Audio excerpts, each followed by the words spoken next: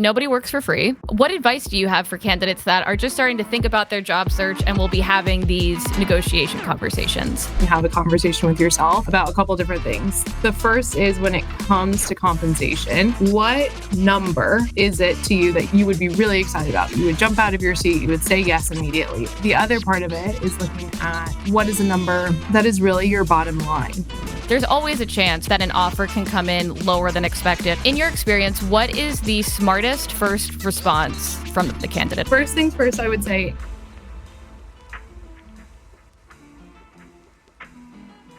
it's that time of year again when many professionals, no matter what industry or sector they work in, pause, reflect, and get honest about what they really want out of their careers, whether it's higher pay, new growth opportunities, more flexibility, or a complete shift in direction. As more candidates rethink their priorities, the offer stage is becoming more delicate, and negotiations are creating pressure that actually doesn't need to be there. Today, I'm joined by Corinne Wilson, Client Director at Phaidon International.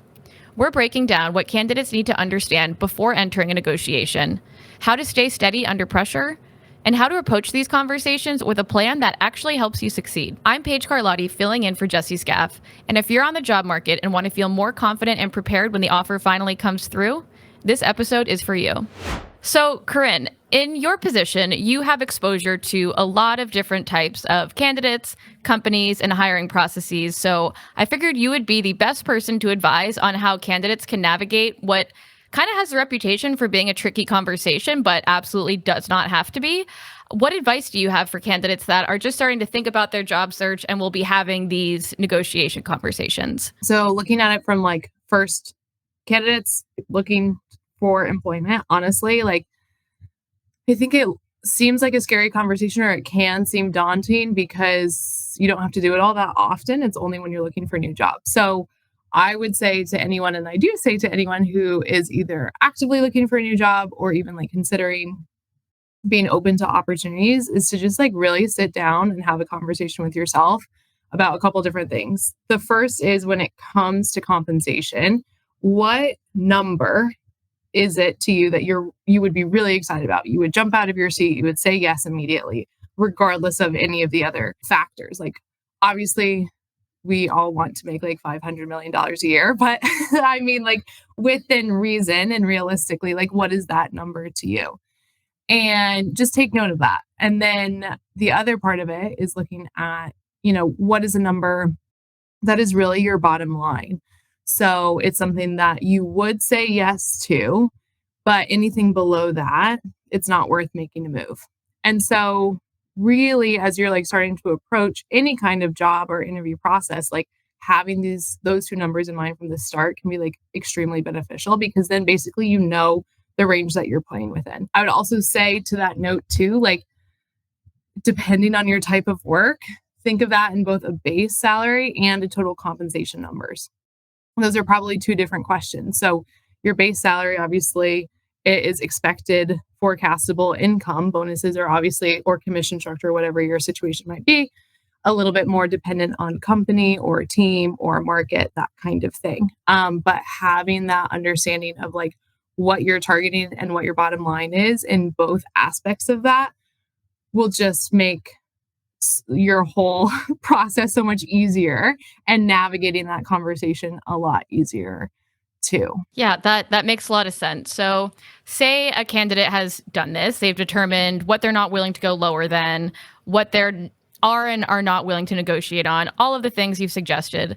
What do you and your team do when that person's expectations might not necessarily be aligned with what the market is offering someone of their, different combination of skills, education, qualifications, that sort of thing? Honestly, I think that's one of the great reasons to work with a recruiter, because they will help you figure out, or at least benchmark what that number is. And sometimes we're genuinely, our conversation to candidates is, you are underpaid for your years of experience, or you're underpaid for your location. And that's something we're happy to always benchmark with you.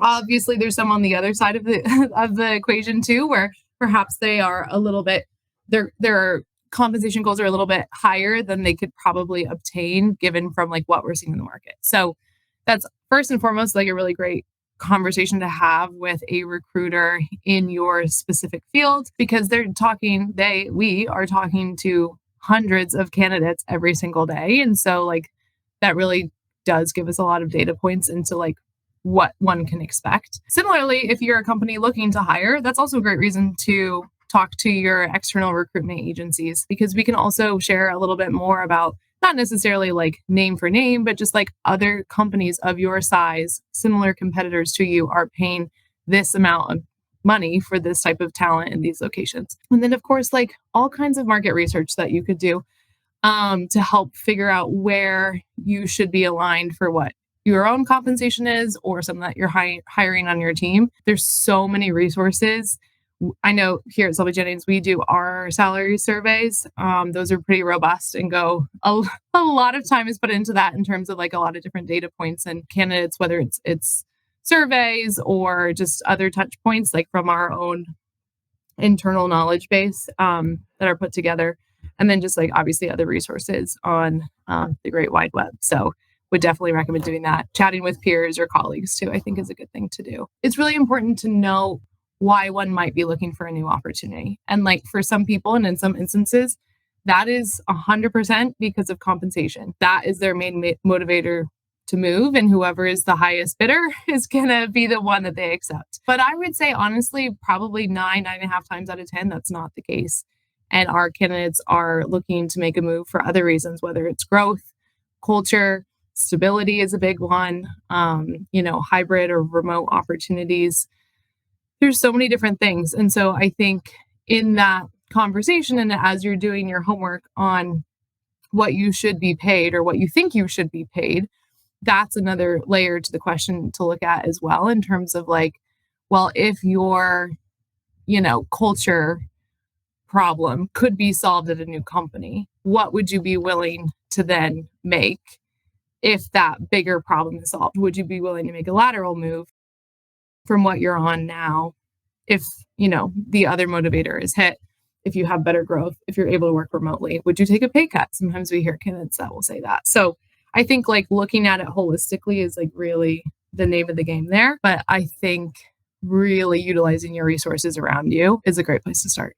Awesome. Yeah, no, that makes a lot of sense when you layer in the motivational factors, because of course, like you said, we all want to make approximately $500 million. That would be incredible. Yeah, that would be great. But there's a lot more that goes into that. And there's a lot of things you can mix around. For example, your priority list isn't just going to be comp. It's going to be maybe like a top 3 things. And so maybe you mix in, okay, say I got my number 2, then what does my ceiling or my bottom line look like? Okay, yes. What if I got my 3rd thing and my 1st thing? What does that look like? So that makes a lot of sense. You actually have to prepare for a few different scenarios, at least if you want to, be successful in your job search and be a bit more flexible and kind of have more options presented to you. So that makes a lot of sense. That honestly, to your point, Paige, it's not a simple question a lot of the times, especially if you're to a point where you have multiple interview processes happening at a time as a candidate and you have different things to consider. And like, quite frankly, like that's the part of my job I love the most is at the end when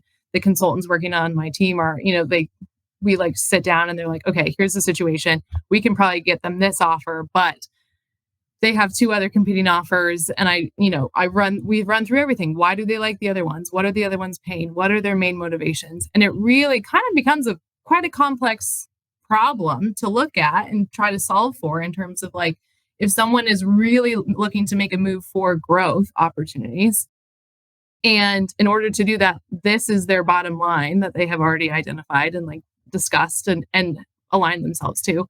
And we can get them slightly higher than that, while another company maybe doesn't have as much of a growth opportunity, but they can get them their target compensation. All of a sudden, what is the candidate going to do? And I think that's what's really important to have an understanding of for yourself before going into a job search, is like what really is going to like push you over the edge to say yes to one thing or another.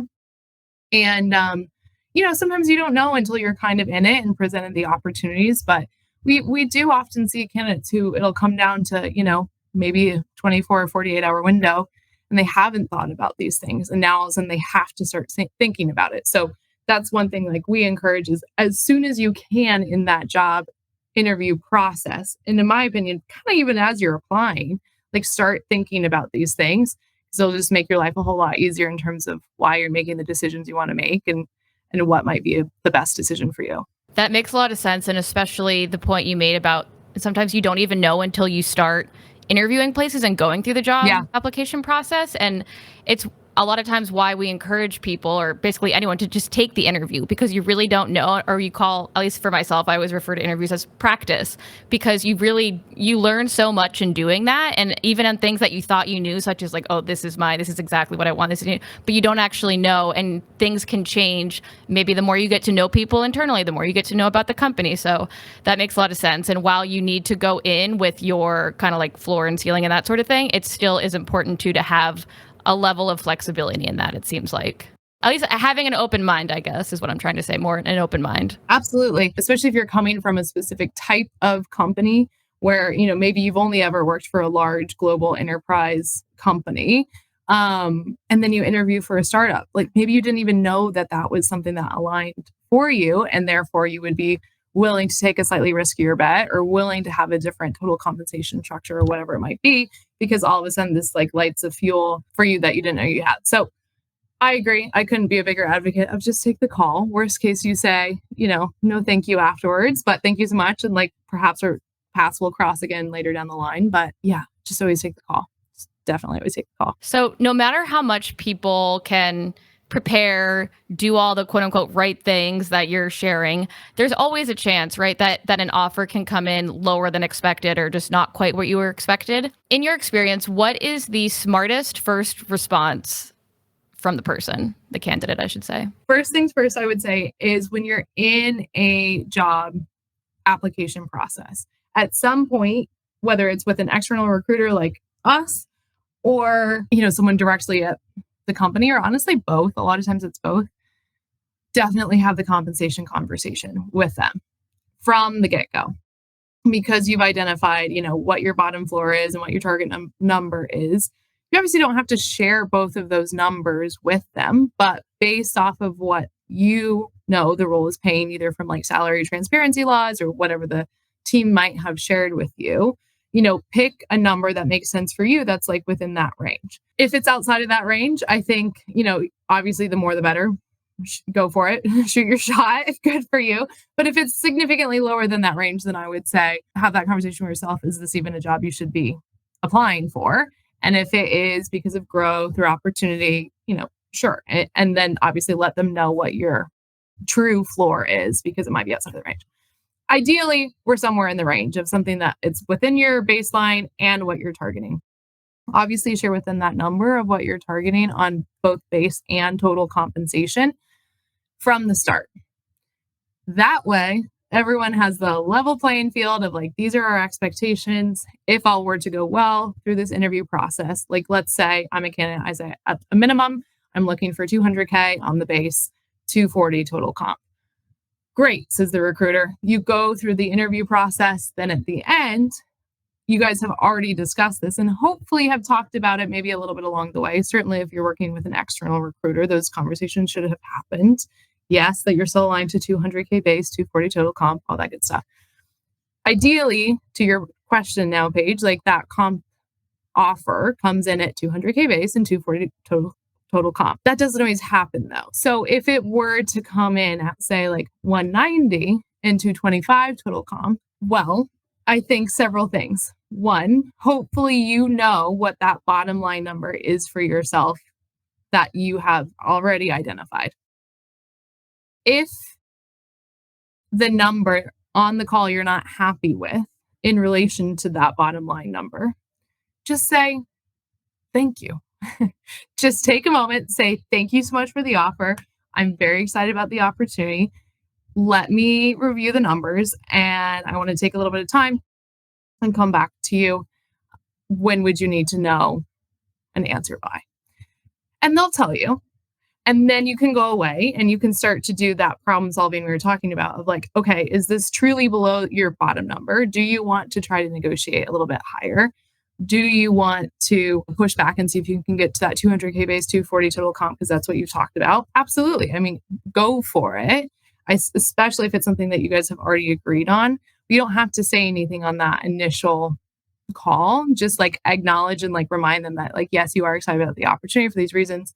Take a minute, go away, gather your thoughts, and then you can come back and say, usually best done on a call than an email, I would say, to ask about an increase. It doesn't really matter either way, but I think a call is always courteous. I love that. And I love what you said about the first thing you should always say is thank you. That is an easy, if I know obviously it can be a tense, the call you have with the offer coming in, and you might be a little, at least that's how I am. I might be a little flustered, not sure what to say. That's an easy one to lean on. And you don't have to make a decision right then and there, to your point. You can buy yourself some time as long as you align on, when do you need to know by, then actually work within that deadline. And something else too, you had mentioned, assuming you had all aligned on that in the first place, another benefit to that is that kind of gives you more leverage in that conversation that you eventually may need to have with them. You have things to point to. When we first talked, I mentioned XYZ, you had said XYZ. That kind of, I think, would give people a bit more leverage in those conversations. So another benefit to doing that. Absolutely. And I think like that is why I think a lot of people wait to talk about compensation because they don't want to, sell themselves or take themselves out of the running, basically. And I actually encourage the opposite, because if you know what you're actually targeting to make a move and that other company cannot get there, regardless of how wonderful and qualified of an individual you might be, then it's really not a good use of like anyone's time, But if you have that conversation from the start, then, to your point, that things just run more smoothly. Ideally, hopefully there isn't an issue when you get to the end, or if there is, then all of a sudden you have this foundation to lean back on and to talk about and say, what has changed? Has something, maybe I didn't interview as strongly, or, what have you. And you just have that kind of foundation on both sides because you've clarified early. Absolutely. It seems like a theme in what you've been sharing is transparency, which is great. And what I find interesting too is that it almost seems to kind of contradict what you see on the internet. Maybe I'm just too online, but I feel like I see a lot of videos or some content on LinkedIn, whatever. I follow recruiters on TikTok, Instagram. I'm sorry, it's part of my job. But you see people saying, never share what you're making with your recruiter or your hiring manager. That's always like the big thing. And is there any validity to that? Or is it just like to get eyeballs, clicks, that sort of thing? What's your stance on that? I think it depends on the situation. I think there's two very different things. There's sharing what you're currently making, and there's sharing what you want to make. And I am a big, big fan of always sharing what you want to make. That's why a lot of times a big factor in looking for a new position, or you're stepping up into a higher level salary, or you want to set yourself up for success for the long run or whatever. You should absolutely be very clear with them about what you are wanting to make.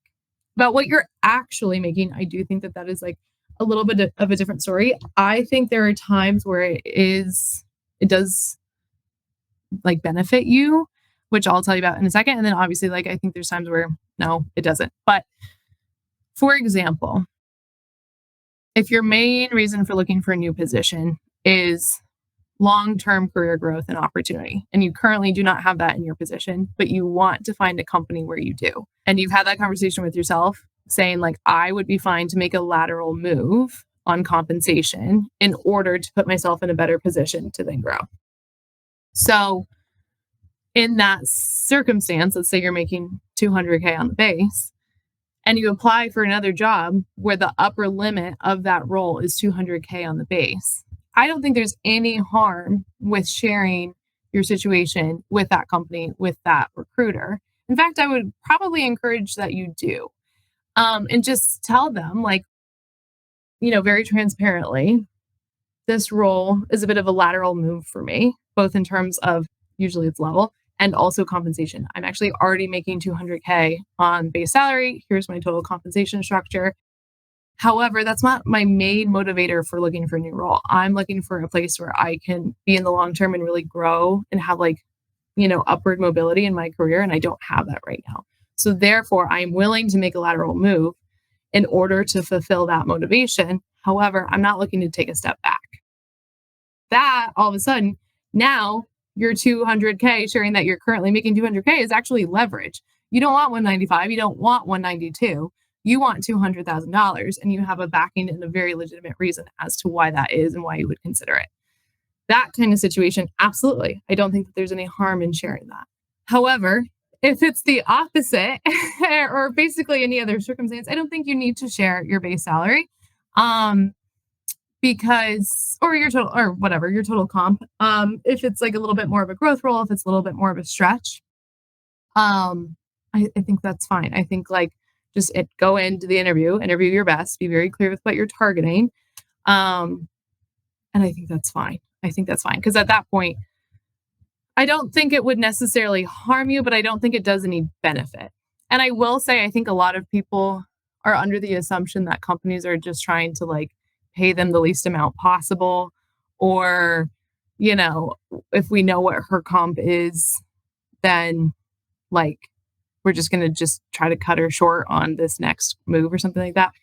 I disagree. I work with a lot of different companies, and I have worked with a lot of different companies for many years. And like most companies want to pay their people very fairly.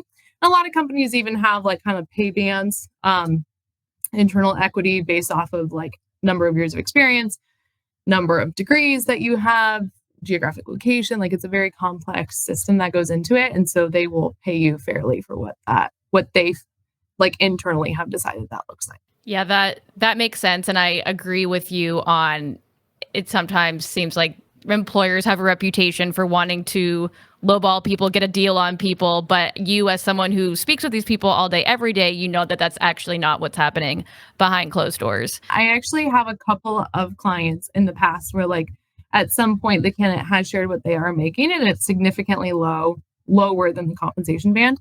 And I've had like quite a few employers say, oh, that's what they're making. Oh, well, no, we're going to get them back up to where they need to be. We're going to get them up for like what's fair. And they have gotten significant increases that way. So yeah, I don't necessarily think like in that case, they had just shared it along the way, or like they had disclosed what they were making, not necessarily because it benefited them, but the companies that they moved to really made it right and made it fair, which is nice to see. Love to hear that. We all need we all need good news. Yeah. So you mentioned that not really any harm in whether or not you share your base total comp, but I do know there are a couple aspects that you absolutely should share with the people you're working with outside of just your base. Are there any other aspects of what you're targeting that should be shared from the start? Honestly, I'm a big fan of having a lot of transparency in how your total compensation structure, that's a mouthful, total compensation structure is set up, because every company is different. And usually the structures, and by total compensation structure, I mean, that could be everything from, is it a bonus? Is it a commission scheme? Is it bonus plus? Usually it's bonus plus equity, bonus plus stock, whatever it might be. That is very different from company to company, even when moving from, one competitor to another. So that's different in how it's broken down, and it's different in terms of the percent of the overall package that it takes up. So sometimes, let's say your total compensation is 240 total comp. Sometimes we'll see candidates with a 10% bonus to get them to 240, meaning they have like a wildly higher base salary. But a lot of times it'll be, maybe that bonus is 40% and they have a much lower base salary, but total comp, they still get to the same number. And that's why, like, especially as you get more senior, that total compensation usually becomes a larger percentage. And it really can be a make or break in terms of like whether someone will or will not make a move. So what I would always do when talking to the recruiter that you are working with is just let them know, and you can also ask them how their total compensation is structured. Is it base? Is it these other LTI components, et cetera? And what percentage does that make? And maybe that makes your base salary ask a little bit more clear, because you understand like what part of the whole are you targeting. in terms of what you should disclose, really anything that you might be leaving on the table is important to disclose. So that could be bonuses that are getting ready to pay out, usually in the springtime, but not always. So honestly, starting at about September, October, let that recruiter, let that company know, hey, come March, I will have 40K, 50K, 10K, whatever your situation might be, paying out as a bonus at the end of March or the end of April or whenever it might be. So that's one big thing, is what would you be leaving behind from a cash bonus perspective? The other thing is any kind of equity or stock that you have that is vesting. So it's important to know what that amount is and what the vesting schedule is. And as much information as you can share with whoever you're interviewing with, the talent acquisition partner or the recruiter, from the beginning, the better. Because a lot of times what we see is someone will get down to the wire. If all the questions have not been asked, we'll get down to the wire. We're putting together an offer. Okay, would they be excited about 200K base and 240 total comp, 40K bonus? And then they come back and they're like, oh, by the way, I have 50K of equity or stock vesting in 6 months. Can they do something about that? And it's like, oh man, I'm telling you, Paige, I have so many gray hairs from this. Because it's just like, oh gosh, all of a sudden now we have to go back and ask for a large lump sum. But if we knew that from the start, we can include that. And companies a lot of times have some sort of program, some sort of availability to buy out those bonuses to offset that equity, that those shares. Sometimes it's within their own scheme and say like, okay, we'll take out, like, forget your 50K that's going to vest in 6 months. Here's 50K from us that'll vest in 6 months. It could be a sign-on bonus. It could be a lot of different things. So having an understanding of two things: one, what you have on the table, when it's vesting, and also like how you feel about it. I mean, obviously the more the better, but if you go back to those motivations, if that is your main, reason to move, you need every dollar of that bought out or you're not going to make a move. You definitely need to share that with the recruiter. If you would like most of it bought out, but given the growth, the opportunity, the flexibility, what have you, you might have a little bit more flexibility. Share that with the recruiter as well. That will be really helpful and make everyone's life a lot easier in the end. Yeah, I can see how that could be frustrating, people kind of burying the lead in a way. So yeah, it's important to make sure you share that with people up front. And I think it probably ties into something you were saying earlier about people fearing maybe, oh, if they knew this would take me out of the running. But it sounds like 9 times out of 10, there are things that can be done. Employers, they want to help. They want to hire the best person for the job. And if you're not sharing that information with them, you're only hurting yourself, basically. And a lot of times there is a solution, but they can't help you get there if they don't know the whole story. So that seems to be a theme throughout our conversation. Yes, exactly. They can't help you get there if they don't know the full story. So give them the full story. People do, I think, worry that it will knock them out of the running.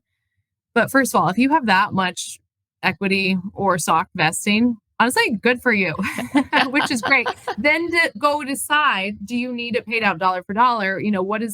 I don't hate to say, like, what is it worth to you? It's obviously very, very important. But how does that rank in the scheme of things? But also there are so many solutions. And 9 times out of 10, it's a very solvable problem, but it's just easier. And it often takes time too. That's the other thing, is the people at the companies looking to employ they have to go do all kinds of budgetary approvals and sign off from this person and this person, who does take time. So if you say it earlier, then that can happen in the background while you're interviewing versus like while you're waiting for the offer letter to come. So really just the sooner the better is on that. That makes sense. Kind of buys you time to figure out a solution rather than ramming something in at the end. That applies to most things in life. So I'm not surprised it extends to this.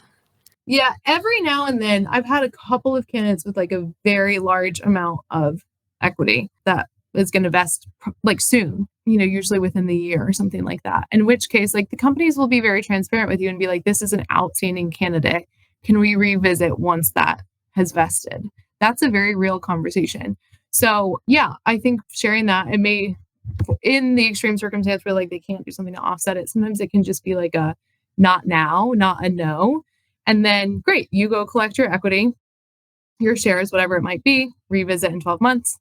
There you go. Problem solved. Love that. So does your advice differ, if at all, for more senior candidates or those with more complex compensation structures? Or do you feel like you kind of touched on most of that? Yeah, I would say that's probably most of those thoughts are geared towards more senior level compensation structures.